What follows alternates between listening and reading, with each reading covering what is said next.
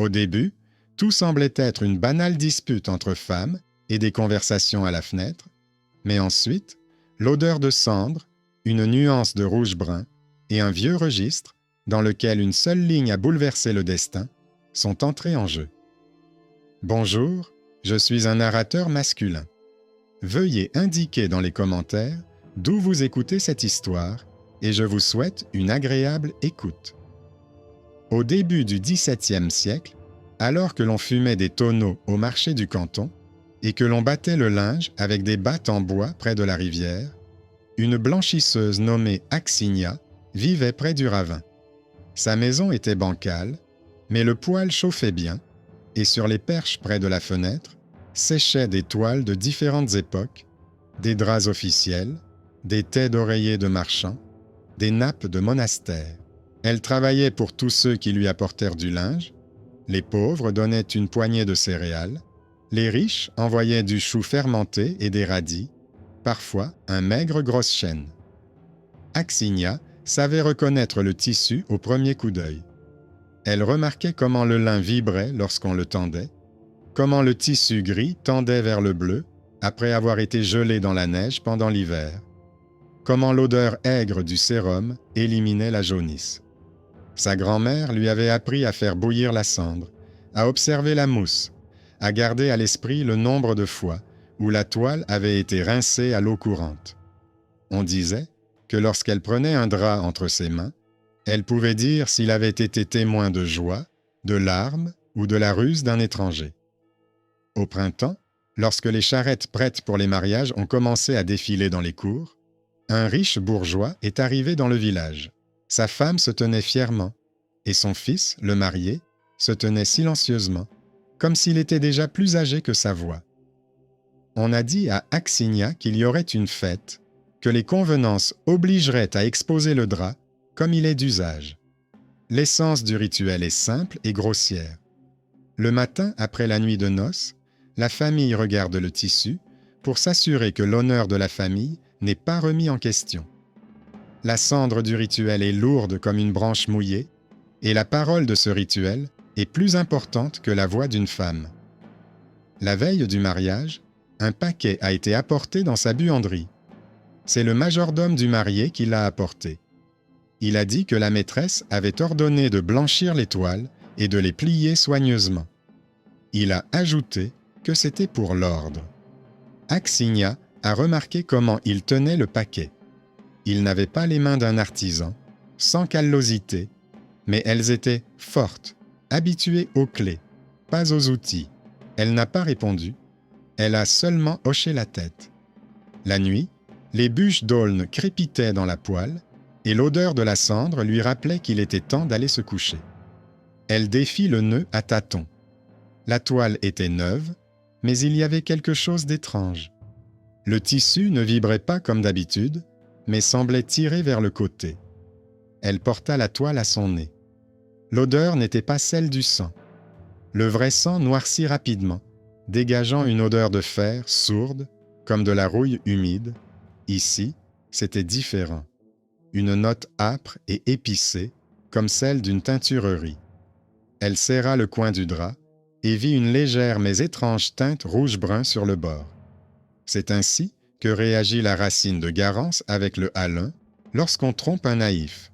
La solution pénètre profondément et tient bien. Axinia le savait, car un hiver, on lui avait donné à blanchir une ceinture de marchand, et elle avait essayé d'enlever les taches après que des garçons s'étaient moqués d'elle. Elle s'était alors trompée, prenant le fil rouge pour du sang, puis elle avait appris à ses dépens que la Garance ne dégageait pas d'odeur métallique et ne noircissait pas à l'air libre. Depuis, elle s'efforçait de ne pas confondre l'odeur et la couleur. Le matin, au marché, tout le monde parlait du mariage. Les invités marchèrent dans les flaques d'eau, les coqs chantaient depuis les greniers, les pêcheurs discutaient du prix du poisson séché. Axinia s'approcha de l'étal, où un petit marchand ambulant vendait des herbes et de l'écorce. Elle remarqua dans son panier une racine séchée. Il lui dit que c'était un colorant, bon pour les tissus. Axinia acquiesça et mémorisa le visage du garçon qui se tenait à côté et tournait une longue corde entre ses mains. Ce garçon était le serviteur du majordome. Le soir, le rituel commença comme prévu. Les parents du marié et ceux de la mariée arrivèrent dans la maison. Les personnes âgées étaient assises sur des bancs, les jeunes chuchotaient. On apporta un drap. Il était déjà taché de la couleur voulue, d'une tache régulière, comme si elle avait été dessinée par une main plus prudente que la nature elle-même. La belle-mère haussa les sourcils et le père de la mariée pâlit. Quelqu'un dit que tout était clair et qu'il n'y avait pas lieu de discuter. Quelqu'un ajouta qu'il fallait maintenant augmenter la dot, sinon les ragots allaient en les commencer. Au tribunal de la commune, on allait examiner l'affaire dès le lendemain matin, mais tout le monde avait déjà son opinion. Axinia se tenait dans un coin. Elle voyait que la mariée n'éprouvait ni colère ni larmes, comme si ses larmes s'étaient taries à l'avance, pendant qu'elle serrait les mains dans le placard des invités. Axinia remarqua que la mariée avait réajusté le nœud de sa manche. Le nœud était particulier, lui avait appris sa sœur aînée. Ce nœud était fait dans leur famille. Axinia se souvint de sa défunte mère. Elle avait autrefois servi chez une veuve dans le même village. Elle se souvint également de sa sœur Varvara, qui avait donné naissance à une fille dans la cour d'un inconnu pendant une tempête, et qui, désespérée, avait donné l'enfant à une lointaine connaissance pour qu'elle l'élève. Puis, tout redevint silencieux, le souvenir s'enfonça dans les ténèbres. Le matin, le tribunal du district accueillit les gens. Le banc réservé aux plaignants était bondé. Le greffier écarta les bras et déclara que l'honneur de la famille était important, qu'il fallait écouter les proches et examiner les preuves. Le majordome se tenait à côté des propriétaires, le regard froid. Il a dit que le drap parlait de lui-même. Axinia s'est levée et a demandé à voir le drap. Elle a dit que le sang n'avait pas la même odeur que cette tache, que la couleur était trop uniforme, comme si elle avait été appliquée. Elle a dit qu'elle avait des échantillons de blanchiment et qu'on pouvait vérifier. Quelqu'un a souri. Le majordome a gloussé et a dit que la blanchisseuse avait la langue plus longue que sa part. Le clerc, vieux et sec, a demandé à ce qu'on lui explique comment elle ferait la différence, puisque tout le monde voyait déjà la couleur. Alors Axinia demanda un seau d'eau chaude, un peu de potasse et du lait caillé qu'une vieille femme avait apporté pour la boisson du matin. Elle dit que le sang noircit et coagule, que si on le frotte, il s'effrite et forme des grumeaux, tandis que le jus de garance avec du hallon reste uniforme et ne dégage pas d'odeur métallique. Elle montra que le coin du drap, lorsqu'on le trempait dans le lait caillé, ne changeait pas d'aspect alors qu'il aurait dû. Elle passa son doigt sur le bord et montra une empreinte sans note métallique. Le clerc écoutait en silence. Il a dit qu'on ne pouvait pas briser la parole donnée sur de simples paroles. Il a demandé qu'on lui apporte les inventaires et les registres de la cour du marié. Le diacre était vieux. Il comprenait l'importance des listes quand tout le monde a tendance à croire les rumeurs. Il est parti chez lui. Pendant ce temps, la foule s'indignait. Le père de la mariée pâlissait.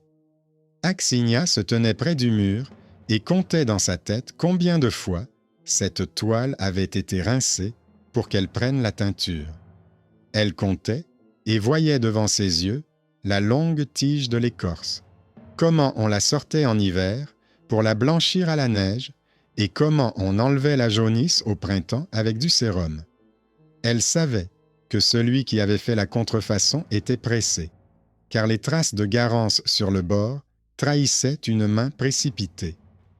Vers le soir, on alluma des torches dans la salle d'audience. Le vieux greffier revint et dit que les inventaires de la cour du marié montraient l'achat de racines tinctoriales et de potasse au cours des dernières semaines. Il ajouta que le tissu provenant de la maison du marié avait récemment été mis à bouillir, et pas pour une décoration de fête, car le lavage était secret. Le majordome tressaillit, mais se ressaisit. Le clerc demanda qu'on fasse venir le marchand ambulant. Il vint accompagné d'un garçon, celui qui tournait la corde. le marchand ambulant dit qu'il avait vendu la racine à un homme de la maison du fiancé, que le paiement s'était fait en peau de chèvre et que le serviteur du majordome était venu 2 fois. Le garçon dit qu'il avait vu un drap séché dans le bain public pendant la nuit et que le maître avait ordonné de ne le dire à personne. Il avait peur, mais il le dit en regardant le sol et ajouta que le majordome lui avait promis un pot de bouillie supplémentaire. Les cheveux des gens se sont hérissés, mais ce n'était pas à cause du sang, mais à cause de la main étrangère. Les mots s'imbriquaient les uns dans les autres comme des briques dans un mur, mais l'histoire avait encore un autre rebondissement, et ce rebondissement venait de l'ancien nœud sur la manche de la robe de mariée. Alors que le tribunal était sur le point de rendre son verdict, Axinia demanda à revoir la toile. Elle en souleva un coin et vit une couture. Seule une femme savait faire ce genre de couture, sa défunte mère. La couture était régulière, mais légèrement décalée vers la droite. Les doigts de sa mère avaient toujours tendance à tirer dans cette direction. Axinia se figea. Elle se souvint qu'il y a de nombreuses années, sa sœur Varvara avait confié sa fille nouveau-née à une veuve du village voisin, car elle était affaiblie et ne pouvait pas s'occuper de 2 enfants. Et la veuve avait ensuite travaillé pour la même famille, celle où un scandale était en train d'éclater. La veuve cousait, lavait et demandait parfois à la mère d'Axinia de raccommoder les draps. Cela signifiait que cette toile provenait d'anciennes réserves et avait été cousue dans leur maison lorsque Varvara était encore en vie. Cela signifiait que la future mariée pouvait être cette même petite fille qui avait été donnée. Axinia regarda la cicatrice sur son poignet. La fille de Varvara devait avoir une minuscule cicatrice due à une épingle, comme celles qui apparaissent quand on habille un bébé à la hâte. La mariée remit sa manche en place et Axinia aperçut une fine ligne blanche à peine visible sur sa peau. Une petite voix lui dit que le sang ne se demande pas, mais que les nœuds parlent doucement et avec certitude. Elle s'approcha du père de la mariée, qui l'avait amenée à ce rituel et l'avait appelée sa fille pendant de nombreuses années. Il n'était pas pauvre, il vendait du sel. Elle lui dit qu'elle avait vu le nœud, que c'était leur nœud à tous les 2. Il répondit qu'il savait. Il y a de nombreuses années, on lui avait confié une petite fille et il l'avait acceptée comme la sienne, car autrefois, il n'avait pas aidé Varvara. Il lui avait refusé une petite chose qui avait fait grandir les malheurs. Il avoua qu'il avait voulu racheter ce refus ancien. C'est pourquoi il avait élevé la petite fille comme sa propre fille. Il avait dit qu'il était alors jeune et fier, mais qu'il avait ensuite compris que la fierté ne nourrissait pas la conscience. Il parlait à voix basse, et seul le diacre et Axinia l'entendaient. Cette conversation n'effaçait pas le fait que le rituel cachait une ruse étrangère, mais elle révélait une parenté cachée et tendait un fil entre la pauvre blanchisseuse et la mariée, comme entre les rives d'un gué étroit. Malgré tout cela, la famille du fiancé ne voulait pas céder. La belle-mère insistait, le majordome restait silencieux, mais ses yeux trahissaient ses pensées. Le clerc déclara alors qu'il ne s'agissait plus seulement du drap. Il ordonna d'apporter les toiles blanchies par l'État qui se trouvaient dans les coffres de l'entrepôt. Il voulait comparer. On apporta le coffre. Axinia sentit son cœur se glacer. Elle vit sur la toile de l'État la même couture que sur le drap. Il s'avérait que le majordome avait non seulement teint le drap, mais aussi pris la toile de l'État pour brouiller les pistes. Il ne s'agissait plus de l'honneur d'une femme, mais d'un bien public. Le clerc se montra immédiatement plus ferme. Il dit que les biens publics étaient traités différemment. Alors, la maison du fiancé vacilla. Le maître comprit que l'affaire avait pris une autre tournure. La nuit tomba, alors que le tribunal rendait une décision provisoire. Le rituel était annulé, le drap était reconnu comme un faux. Le diacre déclara que les biens publics seraient examinés le lendemain matin et que tout le monde pouvait rentrer chez soi. Le père de la mariée sortit de la maison comme un homme à qui l'on avait rendu la parole. La mariée marchait à ses côtés, silencieuse comme une lisière de glace, prête à laisser partir le printemps. Axinia rentra également chez elle. Elle ne se sentait pas bien. Elle savait que le majordome ne se calmerait pas. Il détenait trop de secrets. Chez elle, une seule bougie brûlait. Elle trouva sous le banc le petit sac de racines de garance qu'elle avait acheté chez le marchand ambulant dans l'après-midi. Elle comprit qu'elle préparerait des échantillons le lendemain matin et montrerait à tous comment la couleur tenait et comment la vérité se révélait lorsqu'on ne la mélangeait pas à de l'eau. Pendant la nuit, quelqu'un frappa à la porte. Les coups étaient hésitants, comme ceux d'une personne habituée à entrer sans demander la permission. Elle n'ouvrit pas. Les coups devinrent plus forts. Axinia pensa à un couteau, mais elle n'avait pas de meilleur couteau que celui de cuisine à la pointe émoussée. Elle prit une bûche et poussa le verrou. Une voix étrangère se glissa dans la fente et lui dit de rendre le drap, sinon elle aurait des ennuis. C'était la voix d'un domestique, pas du majordome. Axinia répondit d'une voix forte qu'elle n'avait rien qui n'appartenait pas à quelqu'un d'autre. Le domestique dit qu'il savait qu'il y avait un morceau dans son coffre et que le maître prendrait ce dont il avait besoin. Elle sentit la colère monter en elle, à l'idée qu'un étranger ait osé entrer dans sa maison. Elle attrapa le pot de sérum, le renversa dans la fente, et un cri retentit dans l'obscurité. Le domestique recula. Elle appuya sur la fente et attendit que le silence revienne. C'était une soirée tout à fait ordinaire, avec des toiles et une chope de kvass sur la table de la blanchisseuse, mais la nuit décida de se transformer en thriller. Une chose ordinaire, un loquet, devint une frontière. Le lendemain matin, tout le village parlait du fait qu'on avait tenté de voler chez Axinia. Les gens commençaient à comprendre qu'un drap n'était pas un simple chiffon, mais le nœud coulant de quelqu'un.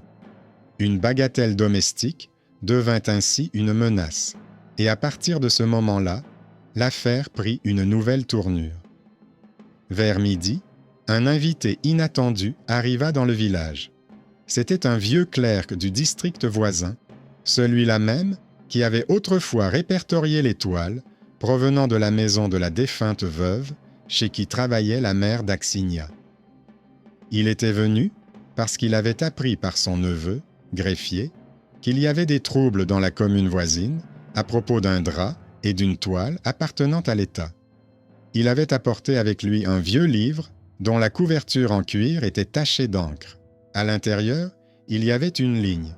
À propos de la toile, d'une raccommodure ajoutée à la main par la blanchisseuse à la demande de la veuve, et une marque à côté.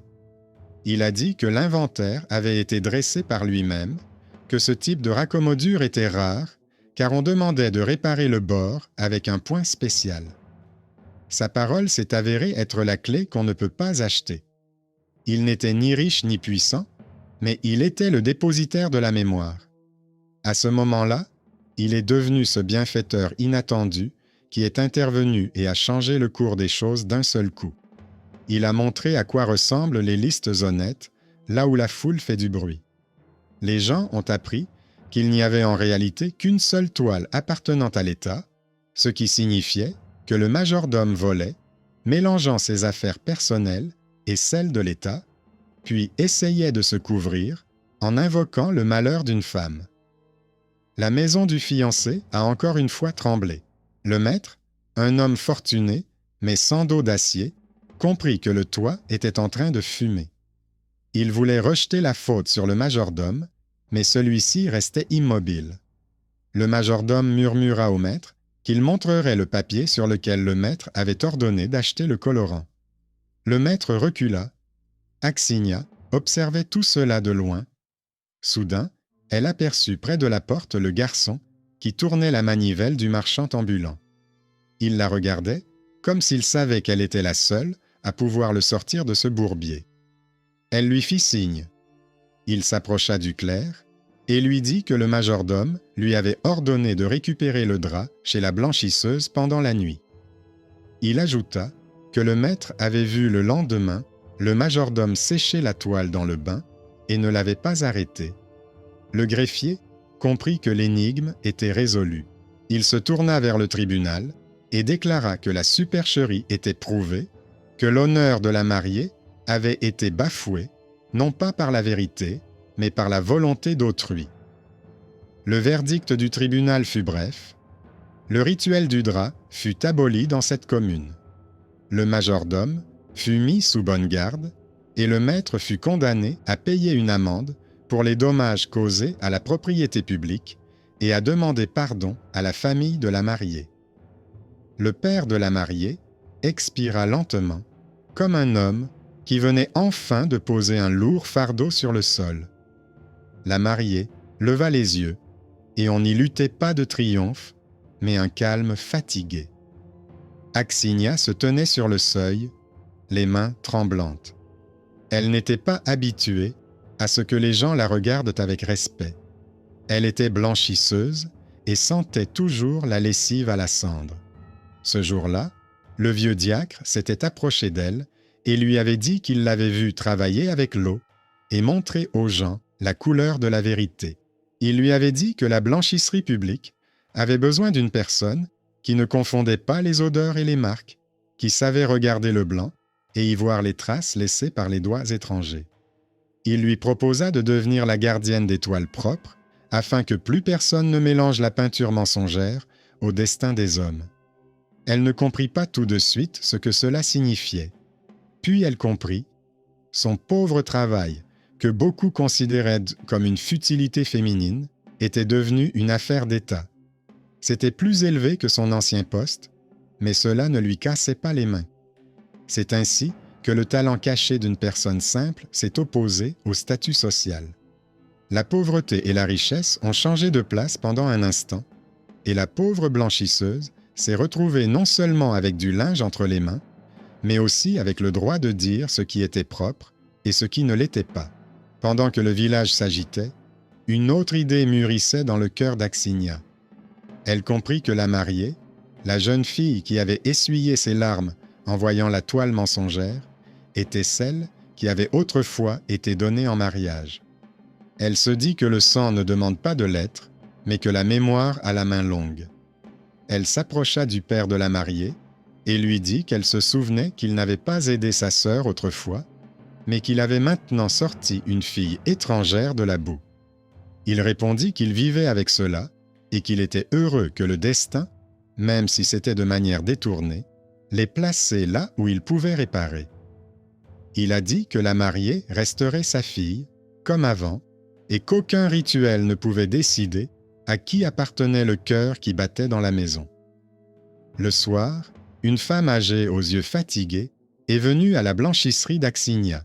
Elle a dit qu'elle avait été dans sa jeunesse chez la veuve pour laquelle la mère d'Axinia travaillait et qu'elle l'avait vue repriser le bord avec un point spécial. Elle a ajouté qu'elle savait pour l'enfant de Varvara, mais qu'elle s'était tue par peur. Elle demanda pardon à Axinia. Axinia s'assit sur un banc et regarda longuement le four. Elle ne savait pas qui avait le plus besoin de paix, elle, cette femme ou la mariée. Elle pensa qu'il y avait une saleté que le savon pouvait enlever et une autre que seule l'action pouvait enlever. Le village prit une nouvelle habitude. Les hommes, qui se moquaient auparavant de la blanchisseuse et de ses paroles sur la marne et le potasse, lui demandaient désormais si le tissu ne déteignait pas. Les vieilles femmes lui apportèrent des chiffons et lui demandaient d'expliquer pourquoi un coin était plus jaune qu'un autre. Axinia répondait simplement. Elle disait que la neige éliminait mieux le jaunissement que le soleil d'hiver, que le sérum rendait le tissu plus doux, à condition de ne pas en abuser, que la teinture restait à l'intérieur si on la conservait avec du potasse, et que le mensonge restait à l'intérieur si on le conservait dans la peur. Ces paroles se répandirent dans les cours. Mais l'histoire ne s'arrêta pas là. Le majordome était sous bonne garde, et le serviteur chuchotait à l'oreille de tous ceux qui voulaient bien l'écouter. Le serviteur disait que le majordome ne pardonnerait pas à la blanchisseuse, que les riches ne supportaient pas la défaite. Axinia gardait la tête baissée, mais l'oreille attentive. Une nuit, elle entendit à nouveau des pas devant sa porte. Elle avait déjà préparé une bûche, et déplaçait discrètement le banc vers la porte. Les pas ne lui étaient maille pas inconnus, boiteux, irréguliers. Elle les reconnut, c'était celle du vieil homme qui l'aidait à apporter l'eau. Il entra, laissa tomber son chapeau et dit qu'une rumeur circulait dans le village selon laquelle le drap n'était pas le dernier morceau que des mains rusées voudraient m'en s'approprier. Il ajouta que dans la blanchisserie publique, il fallait être non seulement blanchisseuse, mais aussi gardienne. Il dit qu'il avait vu quelqu'un observer pendant la journée où se trouvaient les coffres. Elle le remercia. Il partit. Elle sourit en elle-même. Ce voisin sous-estimé, que tout le monde considérait comme un assistant stupide, s'était avéré être celui qui l'avait prévenu à temps. Le lendemain, ce qu'elle attendait arriva dans la blanchisserie publique. Avec son assistante, elles étaient en train de déplacer des toiles lorsqu'elles entendirent un bruit derrière la porte. La porte s'ouvrit, comme si quelqu'un la regardait. Un jeune homme bien habillé, mais au regard fuyant, entra. Il dit qu'il venait de la part du maître pour prendre 2 toiles destinées à la décoration festive. Il ne donna ni son nom, ni les dimensions exactes. Axinia se souvint que le majordome aimait envoyer des intermédiaires. Elle répondit qu'elle ne remettrait pas les toiles sans inventaire. Le jeune homme répondit qu'il avait l'inventaire en mémoire. Elle répliqua que la mémoire n'était pas un document écrit. Il la regarda avec irritation. Son erreur fut de croire qu'une simple blanchisseuse se tromperait. Mais elle était la gardienne. Elle savait à quoi ressemblaient les véritables registres et connaissait l'odeur de la sueur froide du mensonge. À ce moment-là, le vieux clerc entra dans la blanchisserie. Il dit qu'il venait pour l'inventaire. Le jeune homme pâlit et tenta de sortir. Le clerc ordonna de le retenir. On le surprit avec une note sur laquelle était écrit d'une écriture falsifiée que les toiles devaient être remises à cette personne précisément. L'écriture imitait celle du greffier du district, mais elle était trahie par une bosse dans une lettre. Le clerc reconnut son écriture et la falsification fut démasquée. Le jeune homme fut emmené. L'atmosphère dans la blanchisserie devint alors plus respirable. Après cela, le voloste évitait la blanchisserie par simple respect pour son travail. Ceux qui auparavant lançaient des mots grossiers à Axinia s'inclinaient désormais devant elle. Elle n'aimait pas les clans. Elle aimait l'eau pure, mais elle acceptait le respect comme on accepte une averse printanière, sans le demander, mais avec gratitude. Ces jours-là, le père de la mariée vint la voir une nouvelle fois. Il apporta un sac de farine. Il dit qu'il ne savait pas comment la remercier pour ce qu'elle avait fait pour sa maison. Elle répondit qu'elle ne l'avait pas fait pour lui, mais pour l'eau, qui aime la propreté. Il a dit qu'il voulait que la mariée vive dans une maison où on ne l'obligerait pas à étendre les draps des voisins pour qu'ils se moquent d'elle.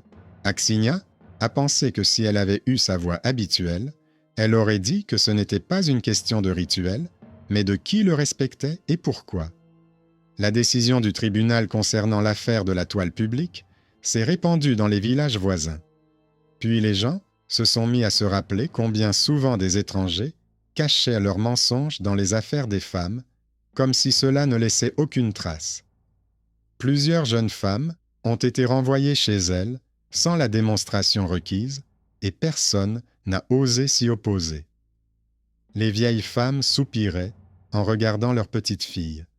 Personne n'était devenu plus sage en un jour, mais beaucoup avaient cessé de croire que la couleur disait toujours la vérité. Et c'était déjà une petite victoire. L'été s'écoulait lentement, les tonneaux pleins séchaient au soleil, les garçons pêchaient à l'envers, et Axinia s'habituait à sa nouvelle situation. Elle était désormais responsable non seulement de la lessive, mais aussi de la comptabilité. Elle cousait de minuscules échantillons de tissu aux inventaires afin que chacun puisse voir à quoi ressemblait le tissu le jour de sa réception. Elle exigeait que les toiles soient marquées de manière à ne pas couper la peau, mais à laisser une trace visible à l'œil nu. Elle apprenait à ses assistantes à regarder les bords. Les bords trahissent toujours la main qui les a coupés. Elle leur disait que dans les affaires touchant à l'honneur humain, les bords ont plus d'importance qu'il n'y paraît. Les filles écoutaient, mémorisaient, et leurs doigts cessaient de trembler de peur. Comme on pouvait s'y attendre, le majordome ne voulait pas accepter sa chute. Il était gardé sous surveillance, mais son nom planait encore dans la maison comme une ombre. Le maître essayait de l'oublier, mais l'oubli n'est pas un processus rapide.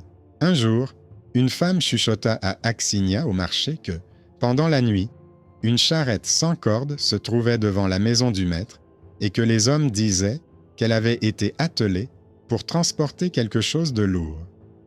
Le lendemain, il s'avéra que certaines listes avaient disparu de la maison.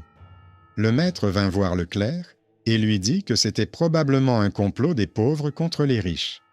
Le clerc sourit et répondit que les pauvres ne savaient pas copier les sceaux aussi habilement. Il ordonna de fermer la cour, où étaient cachés les sacs contenant les documents, et se mit à chercher. C'est à ce moment-là que le héros méconnu se manifesta à nouveau. C'était le vieil homme qui aidait Axinia à porter l'eau. Il s'appelait Lavrenti, il boitait, et personne, à part elle, n'écoutait ses histoires. Il dit qu'il avait vu, pendant la nuit, un homme vêtu d'un vieux manteau de peau de mouton rôder autour de la maison du maître, et que sous son manteau, il portait une botte neuve avec une boucle brillante. Il l'avait remarqué parce qu'il s'y connaissait en chaussures. Dans sa jeunesse, il avait été cordonnier jusqu'à ce que sa jambe se déforme. Il ajouta que seul un homme dans les environs arborait une telle boucle, le neveu du majordome. Ces paroles furent le fil conducteur qui permit de résoudre l'énigme. Le neveu fut rapidement retrouvé. Il commença à s'embrouiller et admit bientôt qu'il avait aidé à emporter les papiers. Il voulait ainsi blanchir le nom de son oncle. En rendant les papiers, ils auraient pu faire chanter le propriétaire. Mais le chantage ne fonctionnait plus. Tout le monde vit que la boucle n'était pas bouclée près du lit, mais près du coffre contenant l'argent public. Le greffier a rassemblé les nouvelles preuves.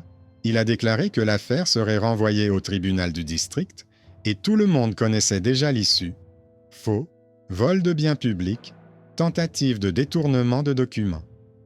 La paix dans le village fut ébranlée, mais ne s'effondra pas. Le propriétaire devint plus modeste. Au marché, il cédait la place aux paysannes qui faisaient la queue pour acheter du sel. Il envoya même un sac de savon de bonne qualité à la blanchisserie publique. Axinia le prit, l'enregistra, sans sourire. Peu après, le père de la mariée est venu à la blanchisserie avec la mariée elle-même. Ils ont apporté des draps à blanchir pour un nouveau lit dans une autre famille. Le marié venait d'un village voisin. Il était calme, travailleur, il avait des yeux gentils, mais ses mains étaient encore lourdes à cause du saki. Ils ont demandé à ce que le linge soit lavé sans bruit. Axinia a compris qu'ils n'avaient pas besoin d'un nouveau rituel. Ils avaient besoin de propreté sans témoin. Elle a pris les draps et a dit qu'elle les rendrait blancs comme le givre sur l'herbe du matin, mais sans regards indiscrets. Elle les a blanchis à l'aube, les a rincés à l'eau froide, les a fait bouillir dans une lessive de cendre, en veillant à ce que la mousse ne disparaisse pas trop vite du bac. Elle a imaginé comment une nouvelle vie allait commencer dans cette pièce, où la conscience ne serait plus étouffée par les règles des autres. Un de ces jours-là, une nouvelle lui parvint de loin.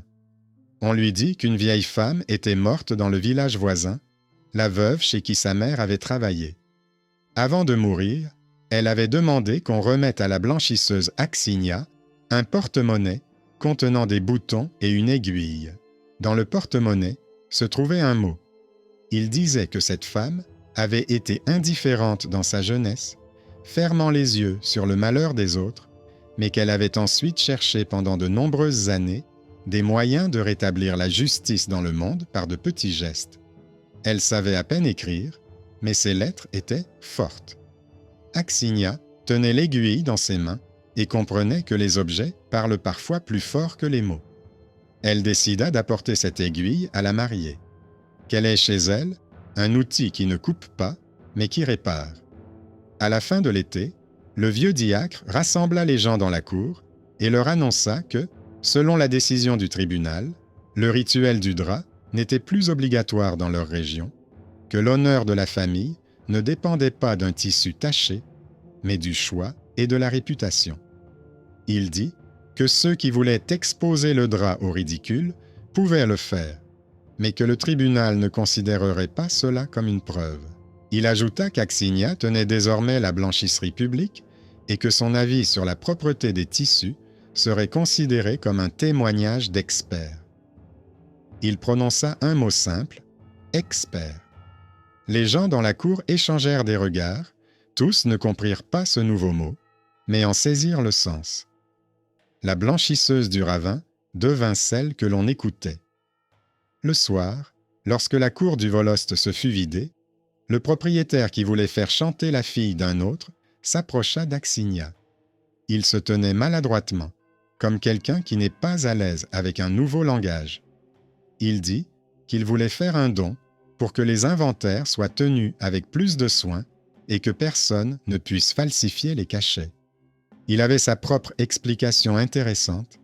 Il disait qu'il agissait ainsi non par peur, mais pour le bien de l'ordre. L'ordre était son excuse.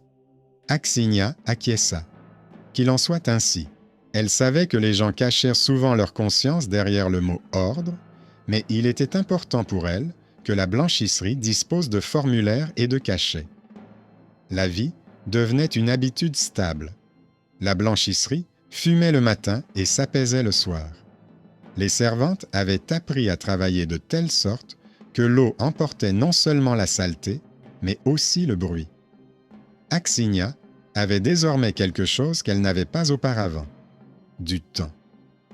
Elle passait ses soirées à respirer calmement et à réfléchir à ses affaires, à sa sœur Varvara, à sa fiancée, au vieux diacre, à la façon étrange dont les choses s'arrangent.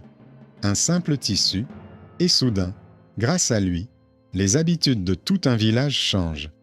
Elle pensait aussi à elle-même. Depuis son enfance, sa vie était dans l'eau, et ses mains s'étaient habituées au froid. Maintenant, à côté du froid, il y avait le respect, et il réchauffait mieux qu'un poêle. Mais un autre rebondissement dans cette histoire attendait son heure. Un jour, une femme d'âge moyen, vêtue d'un simple foulard, le visage fatigué, vint voir la blanchisseuse. Elle dit qu'elle venait d'un village lointain et qu'elle avait une nouvelle pour Axinia. La nouvelle concernait Varvara. Il s'avéra que sa sœur n'était pas morte cette année-là, comme tout le monde le pensait. Elle avait survécu, mais était partie loin, car elle avait honte. Elle vivait dans un faubourg monastique, cousait pour les novices et était décédée récemment. Avant de mourir, elle avait dit qu'elle avait une sœur qui, autrefois, avait réparé le bord comme sa mère le lui avait appris.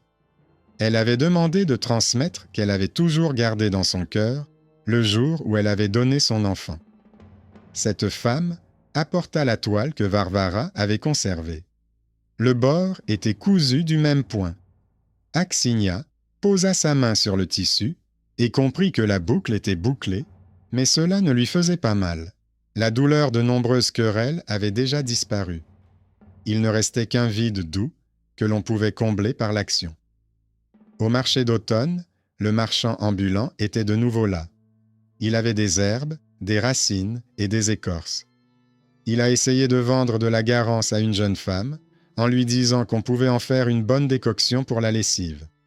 La jeune fille a rougi et a détourné le regard. Les gens autour ont ri, mais pas comme avant.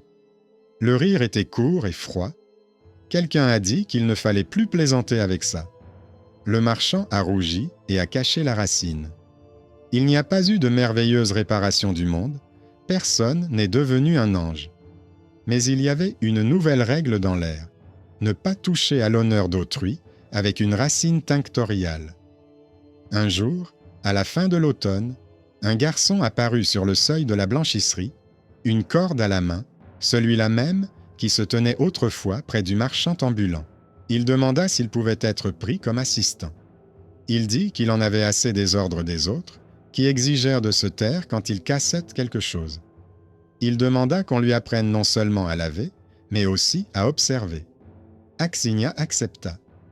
Elle dit qu'elle commencerait par des choses simples. Comment tenir le baquet pour que l'eau coule régulièrement? Comment verser la lessive pour que la mousse garde sa force? Comment regarder le bord pour voir la main?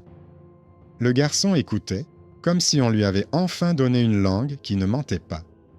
Au bout d'un mois, il savait déjà distinguer la marraine du jus de cerise et ne confondait plus l'odeur du kvass et celle du fer. À la fin de l'année, un ordre arriva dans le district. Dans les localités voisines, à l'instar de cette commune, le rituel du drap fut jugé facultatif et les localités reçurent l'ordre de tenir des registres plus précis des tissus et des personnes. L'ordre ne mentionnait pas le nom de la blanchisseuse. Il ne contenait que le mot « pratique », mais les gens savaient. Ils se disaient entre eux que tout avait commencé chez eux, chez Axinia. Elle ne cherchait pas la gloire, il lui suffisait que l'eau coule sur les pierres et ne revienne pas en arrière. À Noël, le père de la mariée apporta un gâteau à la blanchisserie. Il dit que leur maison était désormais plus calme, ce qui était une joie rare. Il ajouta que sa fille attendait un enfant. Il ne dit pas de qui était cet enfant, car cela allait sans dire, il serait le leur, car cette maison l'avait accueilli avant même sa naissance. Axinia prit le gâteau et pensa qu'elle n'avait pas beaucoup de place sur la table, mais qu'elle ajouterait une assiette. Elle comprit que dans cette histoire, chacun avait trouvé sa place. Le clerc avait trouvé une ligne, la blanchisseuse avait trouvé une occupation, le maître avait trouvé une leçon, le majordome avait trouvé une punition, le garçon avait trouvé un métier, la fiancée avait trouvé une vie sans drap étranger. Au printemps, la blanchisserie publique devint un lieu où l'on venait non seulement avec du linge, mais aussi avec des questions. Les voisines demandaient comment distinguer une nouvelle vraie d'une nouvelle fausse. Axinia souriait et répondait qu'il fallait regarder le bord. Le bord trahit toujours la main qui l'a touché. Elle disait que la vérité sentait simplement l'eau froide, tandis que le mensonge essayait toujours de se cacher dans les parfums. Elle ne connaissait pas les grands mots, mais ces petits mots étaient justes, car ils venaient du travail qu'elle accomplissait chaque jour. Un jour de printemps, une jeune femme passait sur le chemin qui menait à la rivière. Elle portait un enfant. Il tendait les bras vers un rayon de soleil qui jouait dans l'eau sur les pierres. Axinia les regardait et pensait qu'il était bon d'être dans un monde où un drap n'était qu'un simple tissu et où l'eau n'était que de l'eau, où l'honneur n'est pas exposé aux regards étrangers, où les gens savent déjà distinguer la racine tinctoriale du sang, où une vieille aiguille répare le bord au lieu de le déchirer. Elle y réfléchissait et comprit que son propre bord était également recousu. C'est ainsi que s'est terminée l'affaire du drap ensanglanté sans sang. Elle a commencé par un mélodrame sur la honte féminine, puis s'est transformée en thriller avec des coups nocturnes et une main étrangère, a changé de genre pour devenir un drame social où une pauvre blanchisseuse s'est opposée au majordome du maître et s'est terminée par une catharsis où ce ne sont pas les mots forts qui ont gagné, mais l'ordre qui ne fume pas. Ce sont l'eau, l'inventaire et la raccommodage qui maintiennent le tissu qui ont triomphé. Cela suffit pour continuer à vivre sans crise inutile. Merci de m'avoir écouté. Je suis un narrateur masculin. Écrivez, s'il vous plaît, dans les commentaires, d'où vous avez écouté cette histoire et qu'elle vous rappelle avec plaisir un jour lointain où l'eau coulait dans la bonne direction.